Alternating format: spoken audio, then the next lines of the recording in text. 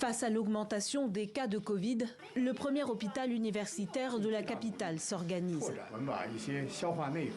Nous avons temporairement fusionné certains services de maladies chroniques comme la gastro-entérologie, l'endocrinologie et la rhumatologie. Le but, c'est faire de la place aux unités de soins intensifs. D'ordinaire, l'établissement reçoit 200 patients par jour, mais depuis la levée des restrictions, 500 personnes arrivent quotidiennement, dont un 1/5 dans un état critique. Le service fonctionne pratiquement à plein régime. En soins intensifs, les plus vulnérables, des personnes âgées en majorité et des patients souffrant de troubles pulmonaires.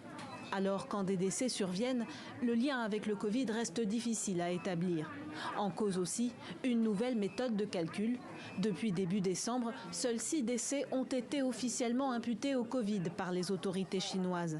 Désormais, seules les personnes décédées directement d'une insuffisance respiratoire liée au virus sont comptabilisées. Controversé pour certains experts, fiable pour Pékin. La Chine a toujours partagé de manière responsable les informations pertinentes avec l'OMS et elle est prête à continuer de collaborer avec la communauté internationale pour mieux relever les défis de l'épidémie.